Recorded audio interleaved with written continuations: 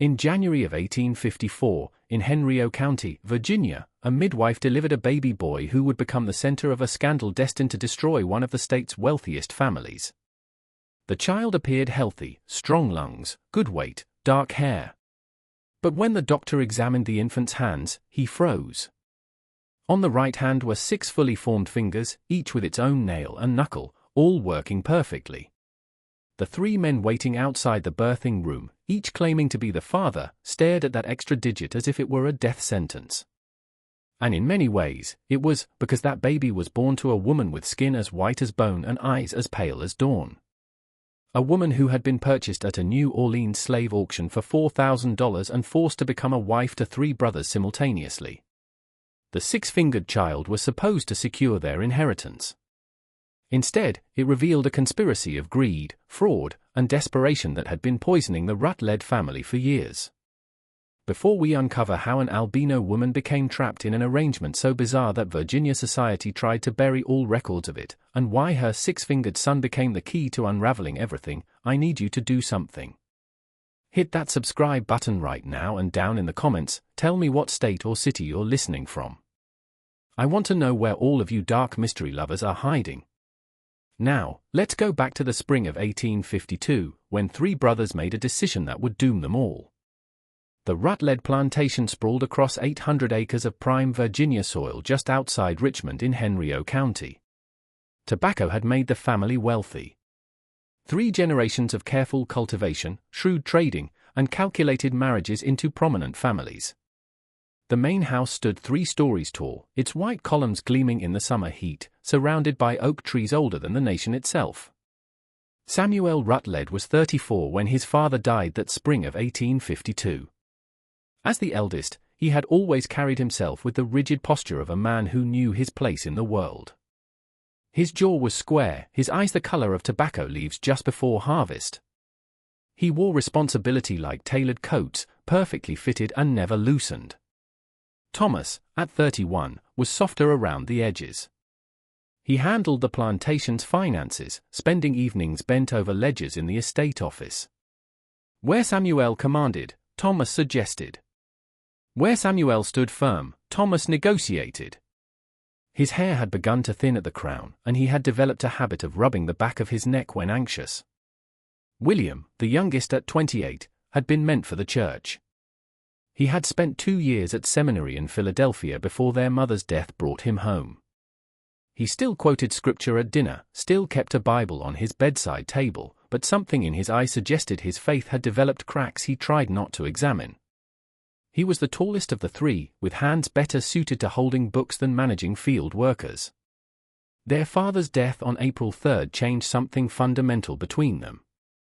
Josiah Rutledge had collapsed in the tobacco fields during an inspection. His heart simply stopped mid-sentence. He was 61 years old, and he died without saying goodbye. 3 days after they buried Josiah in the family plot, the brothers gathered for the reading of the will. Chester Hafford, the family's attorney for 12 years, sat behind the massive mahogany desk. He was 58, with silver hair and wire-rimmed spectacles that caught the lamplight. He had the careful manner of a man who dealt in other people's secrets. The study smelled of old tobacco and leather. Samuel, Thomas, and William arranged themselves in chairs facing the desk, 3 men waiting to learn their futures. The first sections were standard, the plantation divided equally, assets shared in common, the workforce to remain together. Then Hafford reached the 7th clause, and his voice changed. My sons shall inherit all properties, monies, and assets on the condition that they preserve the purity of the Rutledge bloodline through a union that maintains our family's distinction and prevents the dilution of our heritage through common marriage. This union must be singular in nature, bound by law, yet unusual in practice, and must produce an heir within 3 years of my passing. Should this condition not be met, all assets shall be liquidated and donated to the Virginia Agricultural Society, and my sons shall receive only $300 per annum each. Silence filled the study. Samuel leaned forward. Read that again. Hafford did, word for word. What the hell does that mean?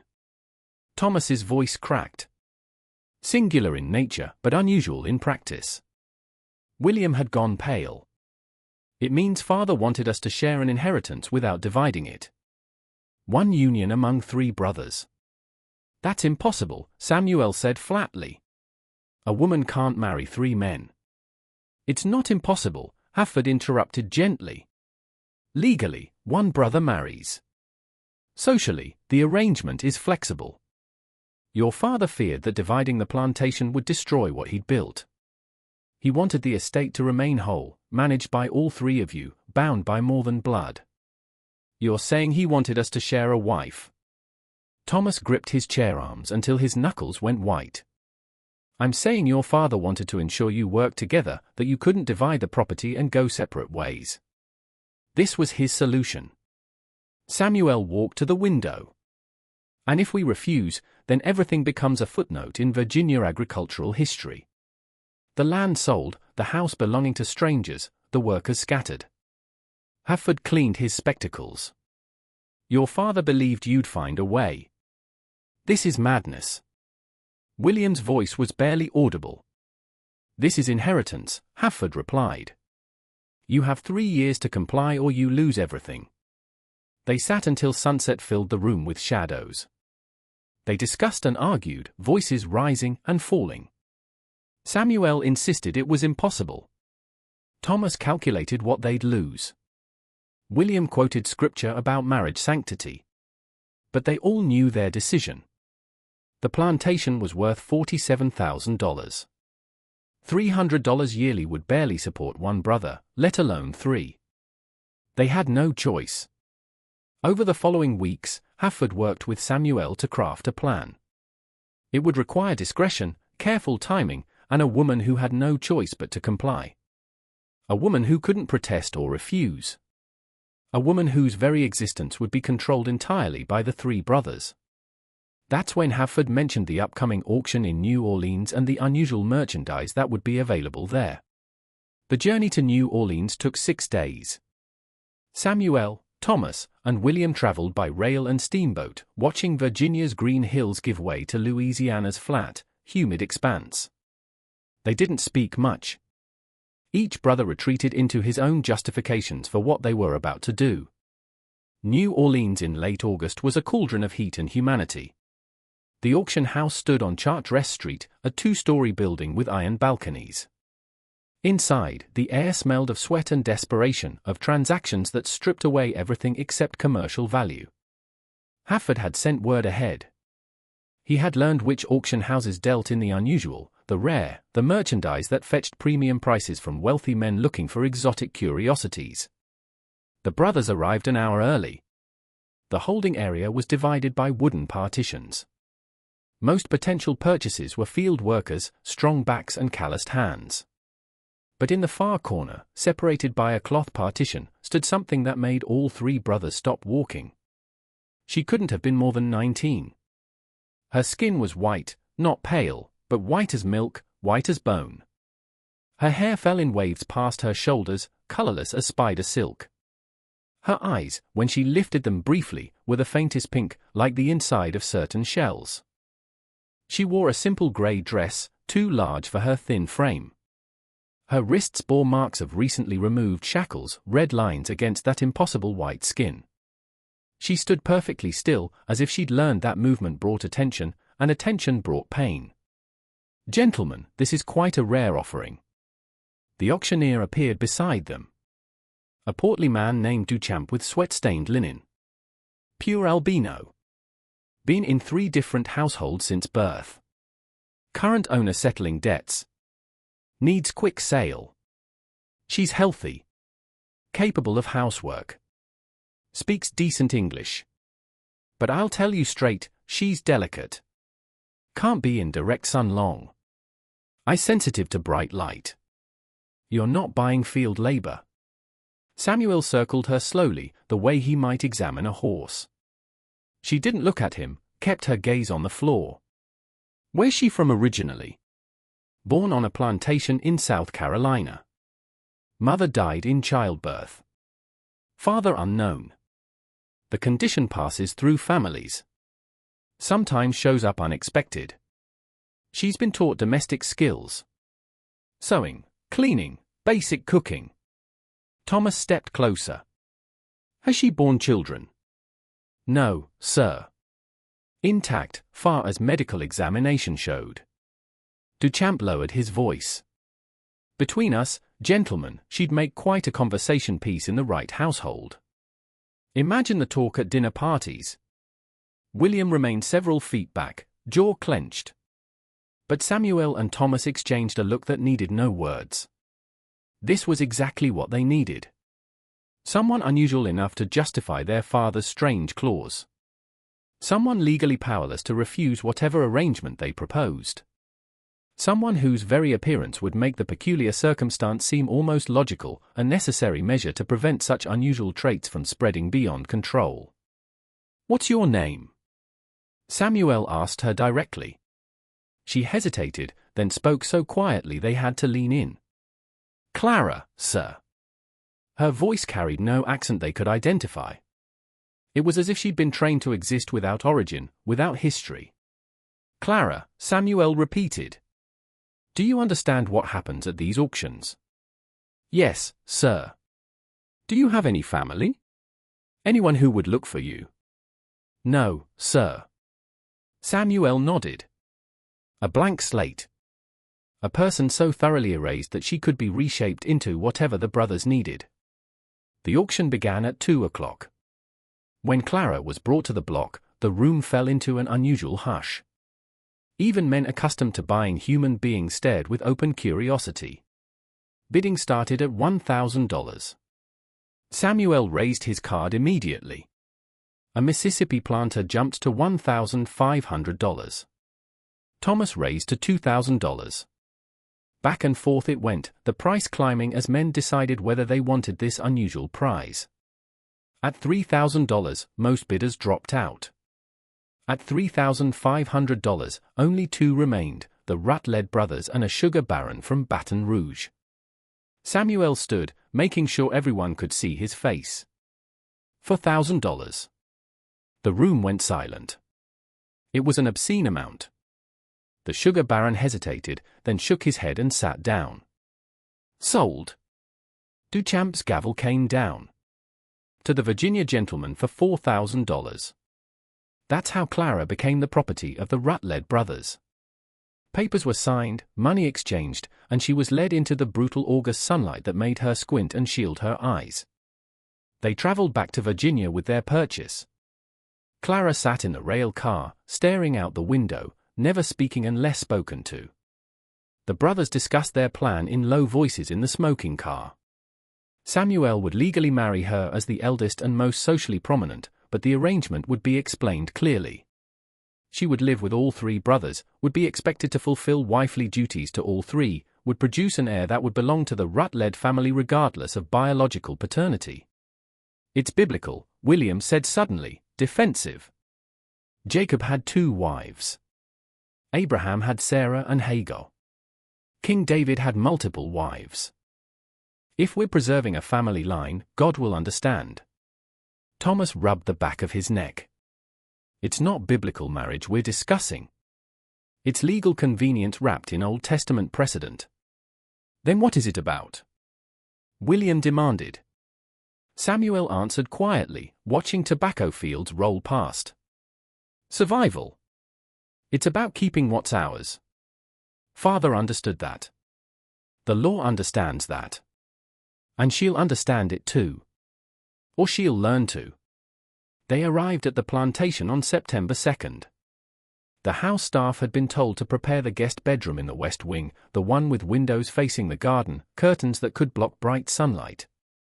Clara was taken there immediately, given water and food, left alone to acclimate. That evening, all 3 brothers gathered in her room. Samuel did most of the talking, his voice even and businesslike. "Clara, you're here to fulfill a specific purpose. You're going to marry me in a legal ceremony, but you need to understand that you belong to all 3 of us. You'll live in this house. You'll be provided for. You'll want for nothing material. But you'll be expected to be a wife to all 3 brothers. Do you understand what I'm saying?" She sat on the bed's edge, hands folded in her lap, and nodded once. "You'll address each of us as husband when we're in private. In public, you'll be Mrs. Samuel Rutledge. But you'll show equal respect to Thomas and William. You'll share your time equally among us, your affections equally, your body equally. Is this clear? Another nod. Thomas stepped forward. If you try to run, you'll be caught and punished. If you tell anyone about our arrangement, you'll be punished. If you fail to conceive a child within a reasonable time, we'll find other arrangements. But if you cooperate, you'll live comfortably, better than you would have anywhere else. William said nothing. Just stood near the door, face unreadable in the lamplight. Clara finally spoke, voice barely above a whisper. When is the wedding? 2 weeks, Samuel replied. Small ceremony at the Presbyterian Church in Richmond. Just family and a few close associates. You'll wear white. You'll smile. You'll say the vows. And then you'll come back here and begin your duties. She looked up at him then, and for just a moment something flickered in those pale pink eyes, fear or fury or resignation, the brothers couldn't tell. Then it was gone, replaced by blank acceptance. Yes, sir, she said. The brothers left her alone. As they walked down the hallway, William finally broke his silence. God forgive us, he whispered. Samuel's response was cold as winter. God or not, we're doing this. We've come too far to turn back now. The wedding took place on September 16th at Richmond's Second Presbyterian Church. A small affair, just 20 guests, mostly business associates and distant cousins, useful for maintaining social standing. Hafford attended, standing near the back, watching his careful plan unfold. Clara wore a white dress that one of the house slaves had altered to fit. Her hair was pinned up, covered by a lace veil that softened the startling whiteness of her skin. In the church's dim interior, she looked almost ghostly. Reverend Marcus Pennington performed the ceremony. He was 64, had married and buried 3 generations of Virginia families. He noticed that the bride never looked at the groom, that she spoke her vows in a monotone, suggesting neither joy nor sorrow, just compliance. He noticed 2 other young men stood unusually close to the groom, and that their expressions were identical, relief mixed with something darker.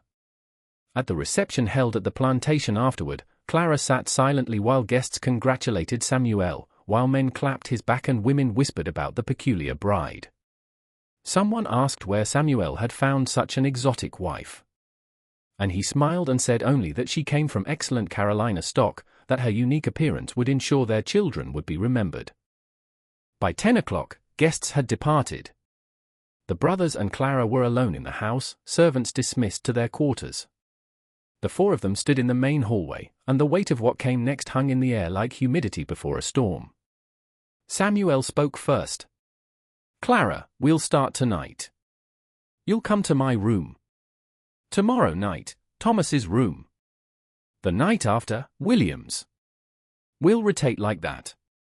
Keep it simple and fair. Do you understand? She nodded, that same mechanical acceptance. Any questions? She looked at each of them in turn, studying their faces as if memorizing features for some future accounting. Then she asked the only question that seemed to matter. And after I have a child, what happens then? The brothers exchanged glances. Samuel answered carefully. Then you'll have fulfilled your primary duty. The rest we'll determine as we go. It wasn't really an answer, and Clara knew it, but she didn't press.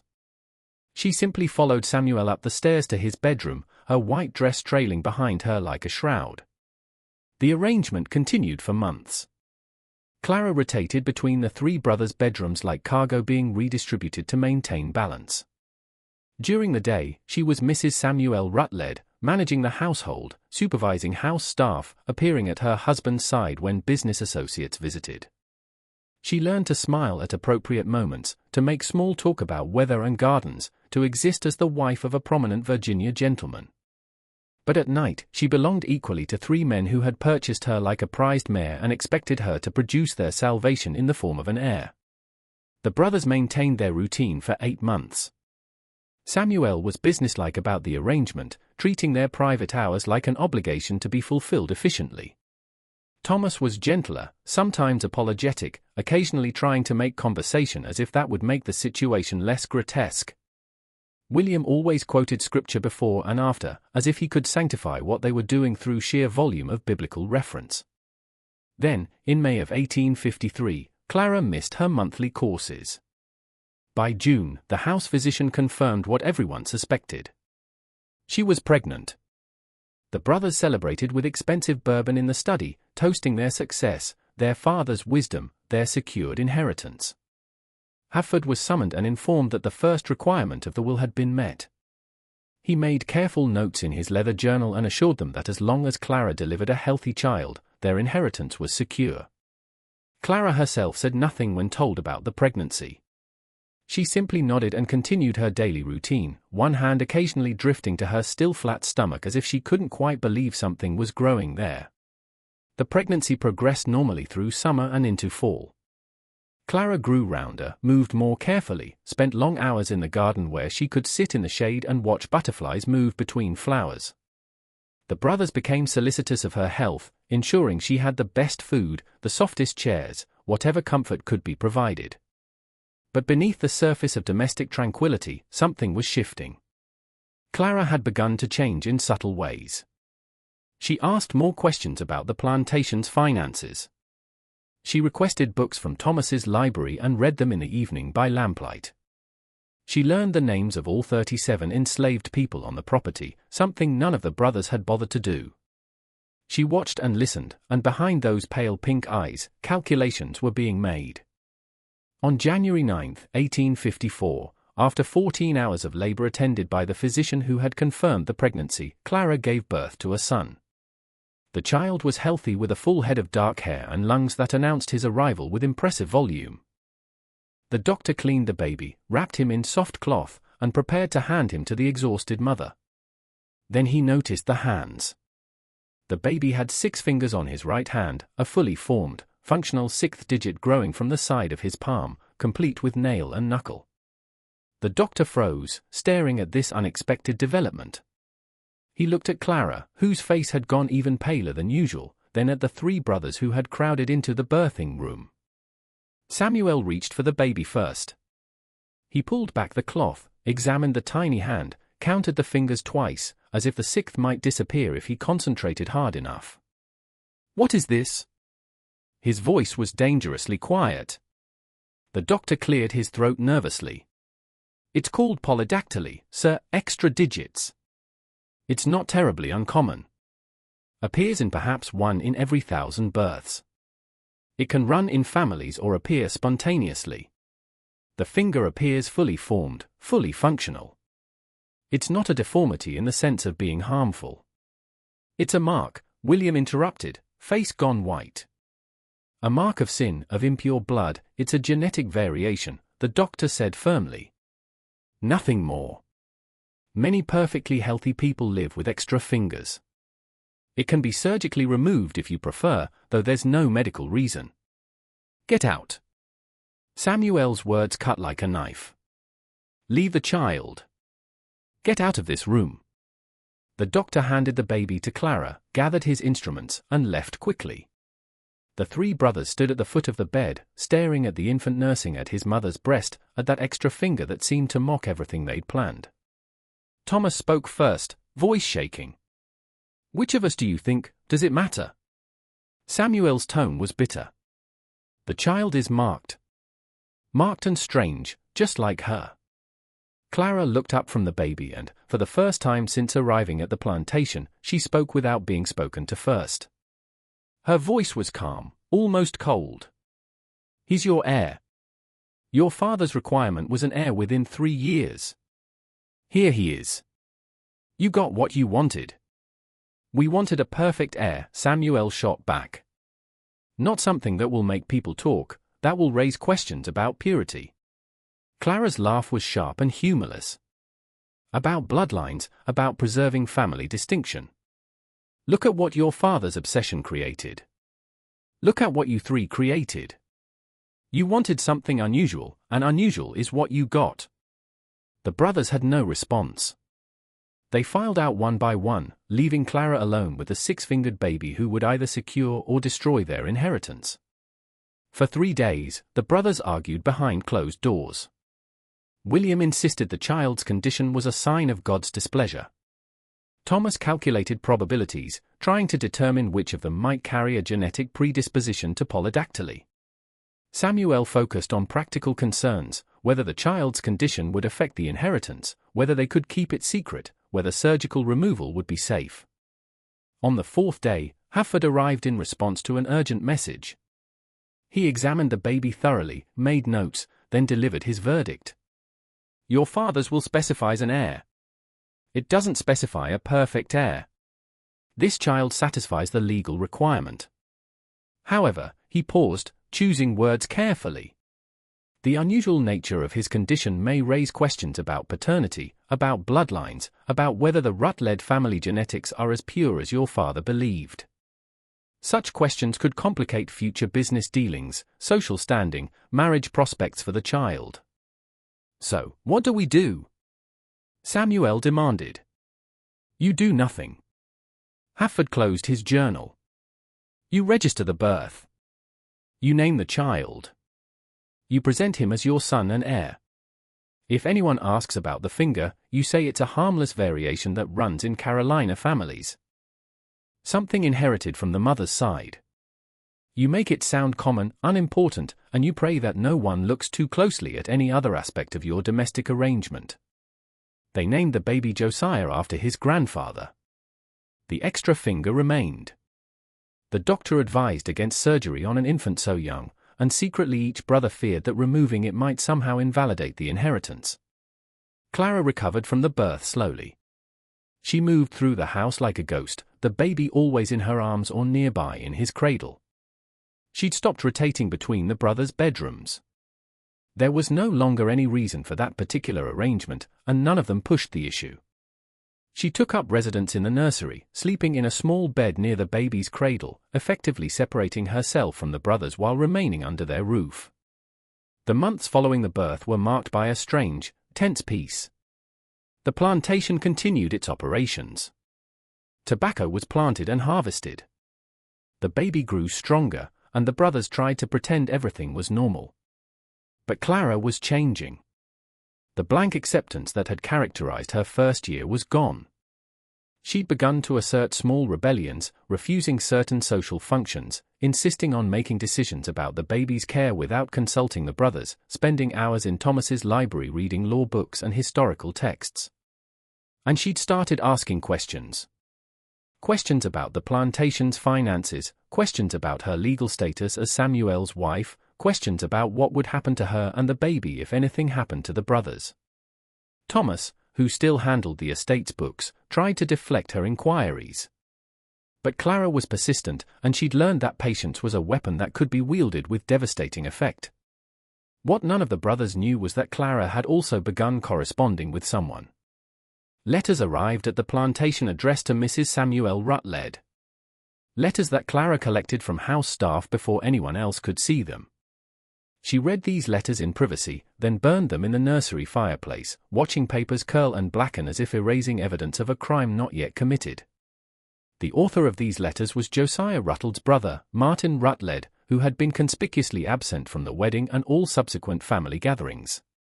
Martin had his own plantation in North Carolina, his own fortune built on tobacco and cotton, and Martin had his own opinions about his brother's bizarre will, opinions he'd kept carefully quiet until now. In October of 1854, a year and 8 months after Clara had become part of the Rutledge household, a visitor arrived at the plantation. He came on horseback, well dressed with the confident bearing of a man accustomed to being obeyed. He asked to speak with Samuel Rutledge on urgent family business. The visitor was Martin Rutledge's attorney, a man named Silas Corbett, and he carried documents that would unravel everything the brothers thought they'd secured. But that revelation was still weeks away. For now, Corbett simply introduced himself, accepted refreshment, and mentioned casually that he'd be staying in Richmond for a few days, attending to business matters. Samuel showed him every courtesy, never suspecting that his uncle had just made the first move in a game far more complex than 3 brothers trying to satisfy their father's will. never suspecting that Clara had been laying the groundwork for this moment since the day she'd given birth to a six-fingered baby and realized that her unusual child might be either her chain or her key to freedom. The evening after Corbett's visit, Clara stood at her window overlooking the tobacco fields, the baby sleeping peacefully in his cradle behind her. She touched the glass with one pale finger, leaving a small mark in the condensation. Through the smudged spot, she could see lights in the overseer's cottage, in the curing barns, in the distant slave quarters. So many lives intertwined on this land, all controlled by three men who thought they'd secured their future by purchasing a white-skinned girl at a New Orleans auction. Clara smiled then, a small, cold smile that held no joy, and whispered something too quiet for anyone to hear. But if the words could have been captured, they might have been, "Let's see how pure your bloodline really is, gentlemen." Silas Corbett returned to the Rutledge plantation on October 23rd. This time he came with more than pleasantries. He arrived with a leather portfolio containing documents that Samuel, Thomas, and William would find deeply troubling. The brothers met him in Josiah's old study. Corbett spread papers across the desk with the deliberate care of a man building a case in court. "Gentlemen, I'll be direct because my client, Martin Rutledge, values directness. There are significant irregularities in your father's will. My client has reason to believe that certain provisions may have been altered or added after the original document was executed." Samuel went very still. "That's a serious accusation, Mr. Corbett. Our father's will was properly witnessed, properly filed. By Chester Havford, yes. But were you aware that Havford and Martin Rutledge had a falling out 3 years before Josiah's death over a business deal gone bad? Were you aware that Havford lost nearly $7,000 in a cotton speculation that Martin refused to back? Were you aware that your father's signature on certain pages of the will doesn't quite match his signature on other legal documents from the same period?" Thomas's hand went to the back of his neck, rubbing. "What are you suggesting?" "I'm suggesting that Martin Rutledge has questions about the validity of certain testamentary provisions, particularly the unusual clause regarding marriage and heirs. Martin believes that clause was inserted by Havford after Josiah's death as a means of controlling you three and, more importantly, controlling the flow of money from the estate." William leaned forward. "Controlling money how?" Corbett pulled out another document. "This is a ledger from Havford's law office, obtained through certain channels. I won't specify. It shows regular payments from the Rutledge estate to Havford's accounts. Payments well above his normal legal fees. Payments labeled as estate management and inheritance administration. Over the past 18 months, he's withdrawn nearly $11,000. The number hung in the air. Samuel's jaw clenched. "Thomas, is that accurate?" Thomas had gone pale. There have been payments to Havford for managing the legal complexities of the inheritance, for filing paperwork, $11,000 in 18 months. Samuel's voice rose. "For paperwork." Corbett continued, tone measured and professional. "Martin Rutledge believes that Chester Havford orchestrated this entire situation, that he inserted the marriage clause knowing you'd be desperate to comply, knowing it would require his ongoing legal management, knowing he could slowly drain the estate while keeping you focused on satisfying an impossible condition. And he may not have been working alone." "What do you mean?" William's voice was barely audible.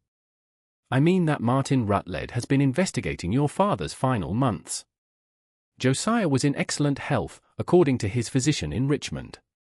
Then suddenly, in March of 1852, he began complaining of fatigue, irregular heartbeat, dizzy spells. He died 5 weeks later. The physician attributed it to natural decline, heart failure brought on by age. But Martin has spoken with household staff from that period. Several mentioned that Josiah's meals were often delivered to him in his study by Chester Havford, who visited frequently during those final weeks." The implication was clear. Samuel stood abruptly, chair scraping against the floor. "You're accusing Havford of murder, of poisoning our father." "I'm saying there are questions that deserve answers. Martin is prepared to challenge the will in court. But before he does, he wanted to extend an offer to you three. Work with him to investigate Havford, help expose whatever scheme is operating here, and Martin will ensure the plantation remains in family hands, properly divided among all 4 nephews. Refuse, and Martin files his challenge tomorrow. Either way, the truth comes out. Samuel paced to the window. Behind him, Thomas was frantically calculating numbers in his head. William had his head in his hands, probably praying for guidance that wouldn't come. "We need time," Samuel finally said. "Time to review our records, too." "You have 3 days," Corbett interrupted. Martin is not a patient man, and the longer this continues, the more money disappears. 3 days, gentlemen. Then I need your answer.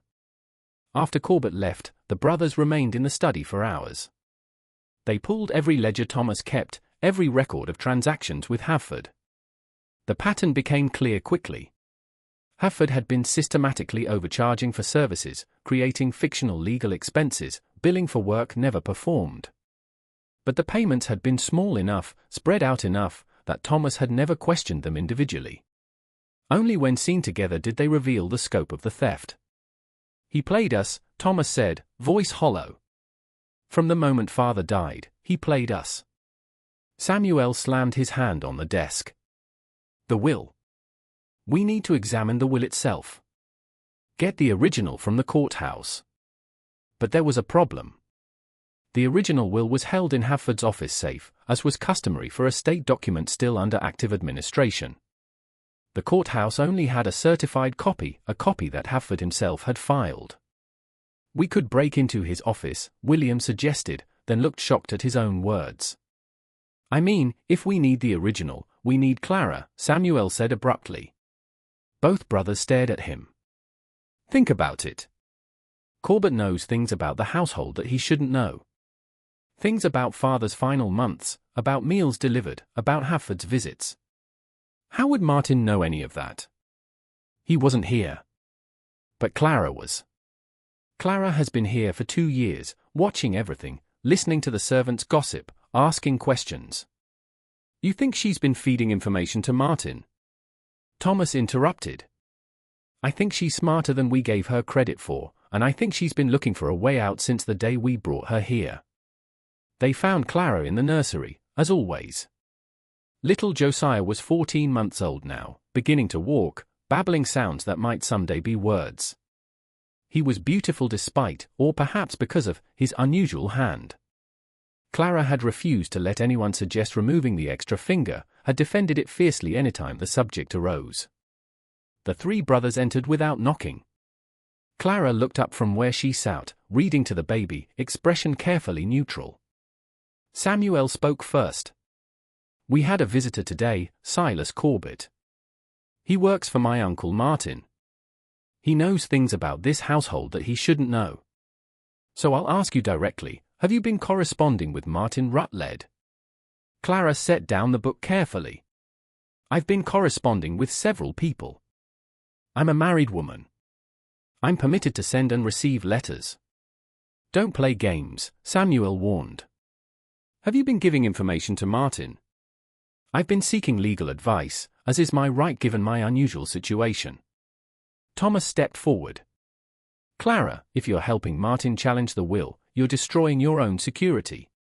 If the inheritance is divided among 4 people instead of 3, there's less for everyone, including you and the baby." Clara smiled then, and it wasn't the blank, compliant expression they'd grown used to.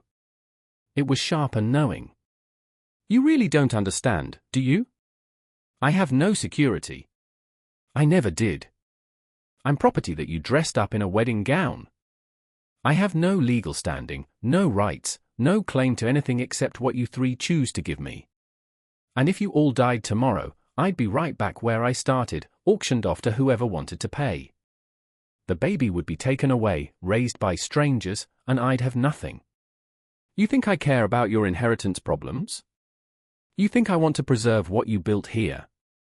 The truth of her words hit them like cold water. They'd never considered what would happen to Clara if their arrangement fell apart. William found his voice. "What did you tell Martin?" "I told him the truth. That your father was healthy until he suddenly wasn't. That Chester Hafford visited constantly in those final weeks. That Hafford has been taking money from the estate. That you three have been so focused on satisfying a bizarre will provision that you never stopped to ask if that provision was legitimate. I told him everything because Martin promised me something none of you ever did, my freedom and my son's future. Samuel's face had gone dark red. You betrayed us. Betrayed you? Clara's laugh was bitter. You bought me. You forced me to share a bed with 3 different men. You impregnated me and then were disappointed that the baby wasn't perfect enough. And you call it betrayal when I try to find a way out. I call it survival. The room fell silent except for little Josiah making quiet noises as he played with wooden blocks. The extra finger on his right hand worked just as well as the other 5, grasping and releasing with the unconcern of a child who didn't yet know he was different. Thomas spoke quietly. What did Martin promise you exactly? If the will is overturned, if Hafford is exposed, Martin will give me $3,000 and legal documents granting me and Josiah freedom. We can go anywhere. Start over. Live as free people. All I had to do was tell the truth about what I've observed here. $3,000, Samuel repeated. That's less than we paid for you. But it's mine. Mine and my son's. Not dependent on satisfying your father's conditions or maintaining your family's precious bloodline. It's freedom, Samuel. Something you've never had to think about because you were born with it. Before Samuel could respond, there was a knock at the nursery door. One of the house servants, an older woman named Ruth who'd been with the family for 30 years, entered hesitantly. Begging pardon, Mr. Samuel, but there's something you need to see in the master study. Right away, sir. The brothers followed Ruth downstairs, leaving Clara alone with the baby. When they entered the study, they found Chester Hafford standing by the desk, his face ashen. How did you get in here? Samuel demanded. I still have keys to this house. I helped your father build this estate. I drafted his will. I've managed his affairs for 12 years. And now I'm here to tell you that you need to stop Martin's investigation immediately. Why would we do that? Thomas asked coldly. You've been stealing from us. Hafford's composure cracked. I haven't been stealing. I've been surviving. You think your father left you a fortune? He left you a shell. A beautiful, impressive shell with almost nothing inside. The 3 brothers froze. Hafford continued, words tumbling out in a rush. Your father was a gambler, gentlemen. Not in the social sense, not cards at parties. He gambled on cotton futures, on rail speculation, on every risky investment that came along. He lost money for years, and he covered it by taking loans against the plantation. By the time he died, this estate was mortgaged to 3 different banks. The tobacco crops barely covered interest payments. The fortune you think you inherited, it never existed. Not anymore. Samuel's voice was dangerous. You're lying. I have the loan documents. I have the bank statements. I've been working for 2 years to keep this estate afloat, to make payments, to juggle creditors. Those are excessive fees I've been charging, that money went to banks to keep them from foreclosing. I've been saving your inheritance, not stealing it. Thomas collapsed into a chair. How much do we owe? $37,000, give or take. Nearly the entire value of the property. William looked like he might vomit. That's impossible. Father was careful. He was desperate, Hafford interrupted. After your mother died, he became convinced he was going to lose everything. He took bigger risks, chased bigger returns, and lost bigger sums. That clause in the will about preserving the bloodline wasn't about family unity. It was about making sure you 3 stayed together, pooled your resources, worked as one unit to pay off his debts. He knew that if you divided the property, if you went your separate ways, the banks would foreclose and the Rutledge name would be destroyed. The study was silent. Outside, the autumn sun was setting, painting the tobacco fields in shades of gold and amber, beautiful and bankrupt. Samuel finally spoke. Does Martin know about the debt? Not yet. But he will. The moment he subpoenas bank records.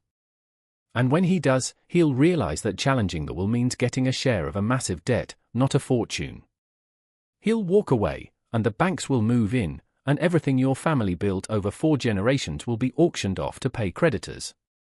So what do we do? William's voice was barely a whisper. Hafford straightened slightly. We do what your father intended. We work together, all of us, to save what can be saved. I continue managing the estate, making payments, negotiating with banks. You 3 keep the plantation running, keep producing crops, keep generating income. And Clara needs to be convinced that her best interest lies in maintaining the status quo. She wants freedom, Thomas said. Then we give her a reason to stay. We draw up papers, real papers, legal papers that grant her and the child certain protections. A trust fund for the boy, a guarantee that if anything happens to you 3, she receives a percentage of whatever's left. Make her a partner in survival instead of an enemy. The door opened suddenly. Clara stood there, little Josiah balanced on her hip. She must have been listening from the hallway because her expression showed she'd heard everything. So the great Rutledge fortune is a lie, she said quietly. The inheritance you bought me to secure doesn't even exist. Hafford turned to face her. Mrs. Rutledge, the situation is more complicated. Don't. Clara cut him off. Don't try to spin this. You all used me. All of you. Josiah used his sons. The sons used me. You used everyone. And now you want me to stay silent and compliant so this house of cards doesn't collapse. I want you to make a rational choice, Hafford replied. If Martin's challenge succeeds, you get $3,000 and freedom, but no home, no security beyond that single payment and a child who will grow up knowing his father's family was destroyed by scandal and debt. If the estate survives, I'll ensure you and Josiah have legal protections, income, a future. It's not freedom, but it's survival. Clara looked at each of them in turn. Then she looked at her son, at his bright eyes and his 6-fingered hand, and something in her expression shifted. I want papers drawn up by tomorrow.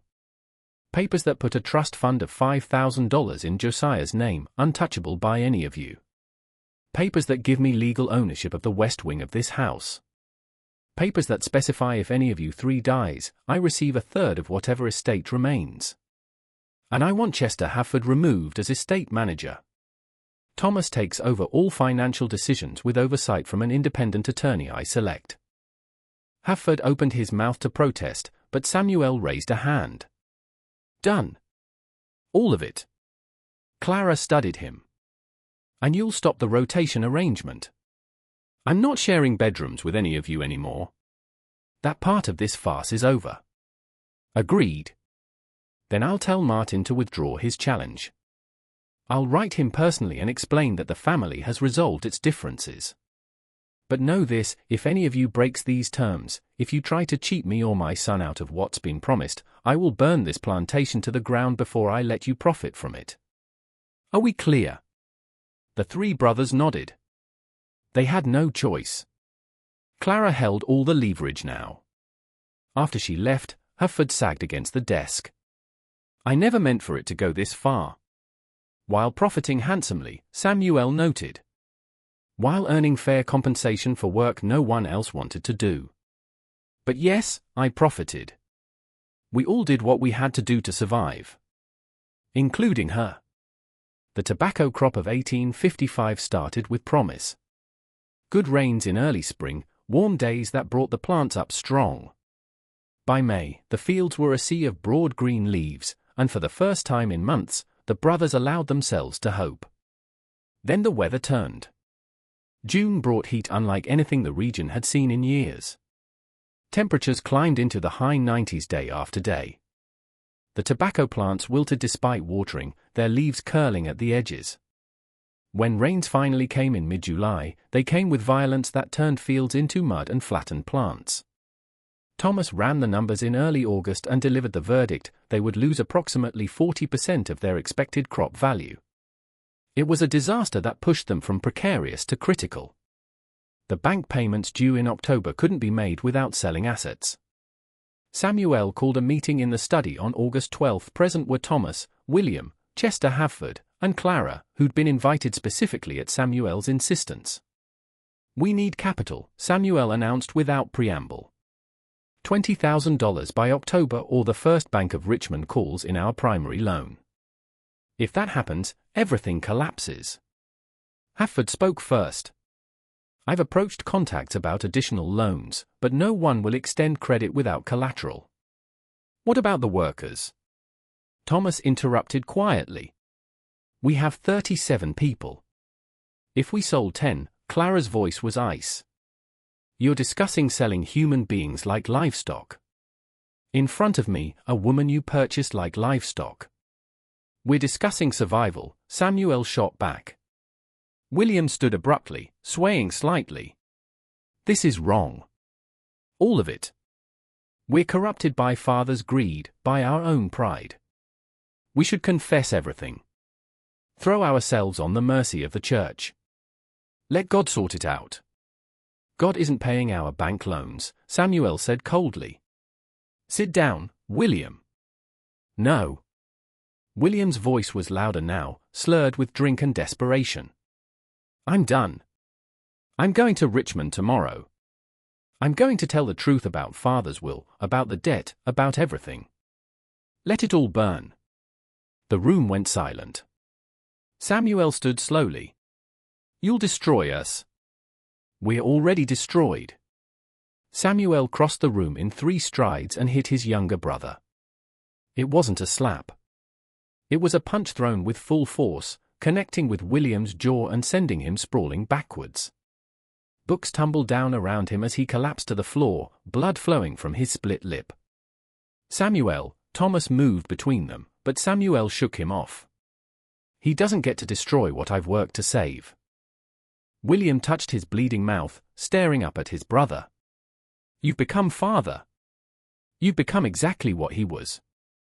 Willing to sacrifice anything, anyone to protect the family name. Someone has to be willing to make hard choices." Clara's voice cut through the tension. "There might be another option, one you haven't considered." All eyes turned to her. "I've been thinking about our collective predicament.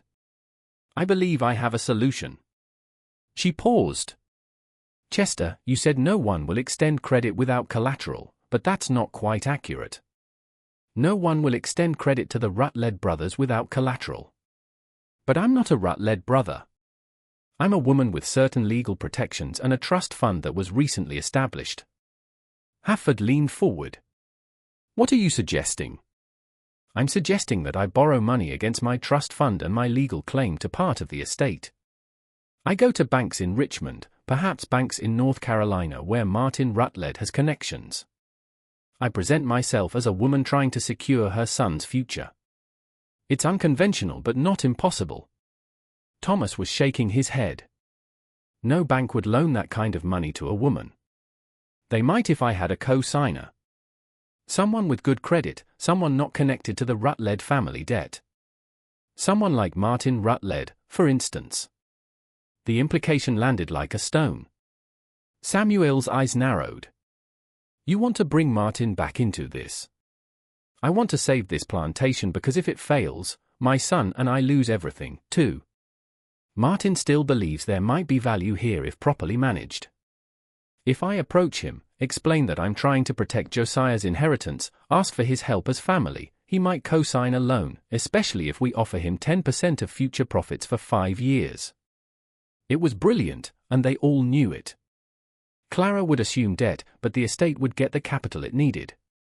Martin would get a profitable return without risk, and the brothers would keep their plantation, at least temporarily.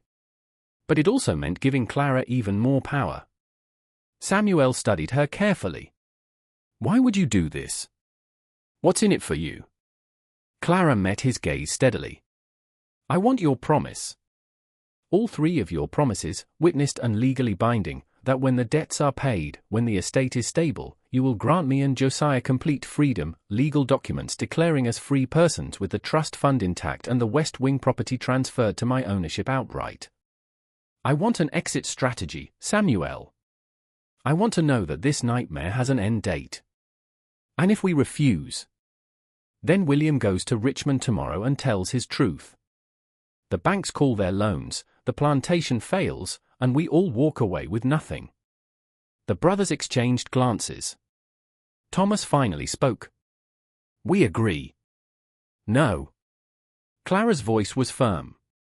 Daniel Thorne drafts the documents. Your family's attorney is too compromised. I want my attorney handling this, with copies filed in 3 different courthouses. Over the next 2 days, Clara traveled to Richmond with Daniel Thorne, met with Martin Rutledge, and presented her proposal. Martin, intrigued by profit without risk, agreed to co-sign the loan. By the end of August, Clara had secured $25,000. She returned to the plantation with bank drafts and a small, satisfied smile that suggested she understood exactly how much power she now held. The immediate crisis passed, but the balance of power had shifted fundamentally. Clara was no longer a purchased woman. She was a creditor, a business partner, the person who'd saved the plantation when the 3 brothers couldn't. Fall turned to winter, winter to spring. The 1856 tobacco crop was planted with hope born of desperation. But something else was happening that year. Political tensions between northern and southern states were escalating. Arguments about slavery, about states' rights, about the future of the nation were becoming impossible to ignore. William, who'd become increasingly withdrawn after Samuel's assault, spent hours listening to political discussions in Richmond taverns. He came home one evening in April and announced that war was coming, that it was inevitable. Your religious crisis isn't our concern, Samuel said wearily. We have actual problems. But William wouldn't let it drop. He started preaching to the workers in the evenings, holding prayer meetings in the tobacco barns, talking about redemption and judgment. Samuel ordered him to stop. William ignored the order. The conflict between the 2 brothers escalated throughout the spring. By June, they were barely speaking. Just when we thought we'd seen it all, the horror in Henry County intensifies. If this story is giving you chills, share this video with a friend who loves dark mysteries. Hit that like button to support our content, and don't forget to subscribe to never miss stories like this. Let's discover together what happens next. The spring of 1857 brought decent weather and a promising tobacco crop. The brothers began to relax slightly. Thomas's projection showed that if the crop sold well, they could pay down significant debt by year's end. Then, on August 9, 1857, William Rutledge disappeared. He was last seen on the evening of August 8 walking toward the tobacco barns after dinner. Ruth mentioned he'd seemed agitated, had been drinking heavily, had muttered something about redemption and truth. When he didn't appear for breakfast, Thomas went to his bedroom and found it empty, the bed not slept in, William's Bible missing. Samuel organized a search immediately. They found nothing. No signs of violence, no indications of where William might have gone. He'd simply vanished. On August 10, a letter arrived from Richmond. It was addressed to Samuel in William's handwriting. Samuel read aloud, his voice flat. Brother, by the time you read this, I will have done what should have been done 2 years ago. I've gone to the Richmond Presbytery and confessed everything, father's debt, Hafford's manipulation, the arrangement with Clara, all of it. I've given them copies of financial documents I removed from Thomas's office. I've told them about purchasing a human being to satisfy a fraudulent will. I've exposed us, Samuel, because we deserve to be exposed. I'm leaving Virginia. Where? I won't say, but I'll spend the rest of my life seeking God's forgiveness. I pray you find your own redemption before it's too late. Your brother, William. Silence filled the study. Thomas had gone white. He's destroyed us, Thomas whispered. The door burst open. Chester Hafford stood there, breathing heavily. In his hand was a newspaper. You need to see this. Richmond Inquirer, morning edition. He spread the newspaper on the desk. There, on the third page, esteemed attorney Chester Hafford questioned in estate fraud allegation.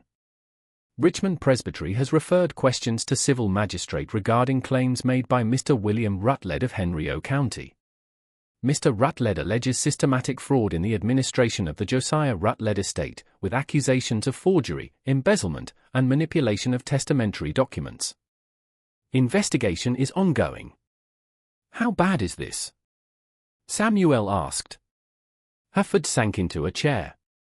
Bad. The magistrate is Cornelius Vaughan. He's meticulous, honest. If he starts pulling bank records, examining the will. We have maybe 2 weeks. The investigation lasted 6 weeks. Magistrate Vaughan interviewed everyone, the brothers, Clara, house servants, field workers, business associates. He examined the will with 3 handwriting experts. He subpoenaed bank records from 4 institutions. What he discovered was damning, but not quite what William had claimed. The will was genuine. Josiah's signature was real, witnessed properly. But the interpretation Hafford had given was deliberately misleading. The clause about preserving the family line through an unusual union wasn't meant as literal instruction. It was Josiah's bitter poetry, his way of saying his sons needed to work together rather than divide the property. Any competent attorney would have recognized it as symbolic language. But Hafford had seen opportunity. He'd convinced 3 desperate brothers that their father demanded an impossible arrangement, then guided them through creating it. He'd used their compliance to justify enormous fees, to drain an estate already drowning in debt. On October 3, 1857, Magistrate Vaughan issued his findings. Chester Hafford was charged with fraud and embezzlement. He was disbarred, fined $12,000, and sentenced to 3 years in prison. He died of apoplexy 18 months into his sentence. The Rutledge brothers were cleared of criminal wrongdoing. The magistrate found they'd been manipulated by their attorney. Clara's marriage to Samuel was legally valid, but the publicity destroyed them socially. Every prominent family in Virginia read about the investigation, about the purchased bride, about 3 brothers sharing 1 woman, about a 6-fingered heir and a fortune built on lies. Invitations stopped. Business partners withdrew. The Rutledge name became synonymous with scandal. Thomas handled it worst. Learning that his careful management had been built on fraudulent foundations broke something in him. He began drinking heavily, stopped keeping records. On a cold morning in January 1858, Ruth found him in his bedroom, dead from what the physician called heart failure, but everyone knew was despair. Samuel buried his brother and tried to continue. But the 1857 crop had been compromised by the investigation. Buyers didn't want tobacco associated with scandal. Prices fell. Debts mounted. By spring of 1858, Samuel knew it was over. He met with Clara in the study one final evening in March. "The plantation will be auctioned to pay creditors," he said flatly. "Your trust fund should be protected, and your legal claim might net you $3,000 or $4,000 after the banks take their share." "I'm sorry. We tried." Clara looked at him across the desk. "Did you ever love her?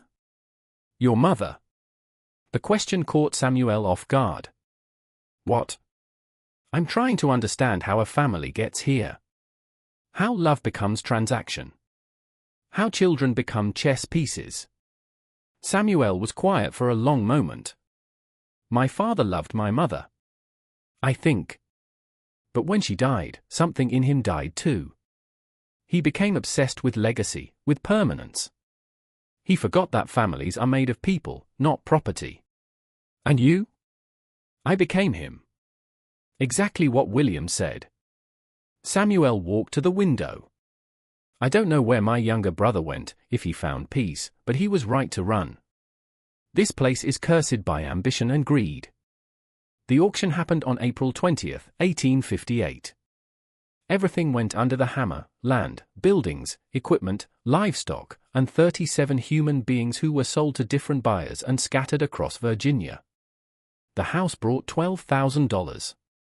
The land brought less than expected. When banks and creditors were paid, Clara received $4,300 and legal ownership of furniture from the West Wing. Daniel Thorne had prepared documents that granted her and Josiah official freedom. Samuel took his share, barely $900, and disappeared. Some said he went west to California. Others claimed he drank himself to death in a Baltimore boarding house. No one knew for certain.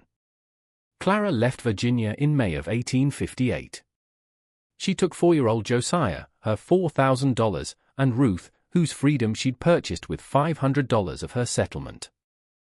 The three of them traveled to Philadelphia, where Clara had corresponded with a Quaker community that helped former slaves establish new lives. She never married again. She opened a small shop selling fabrics and sewing supplies.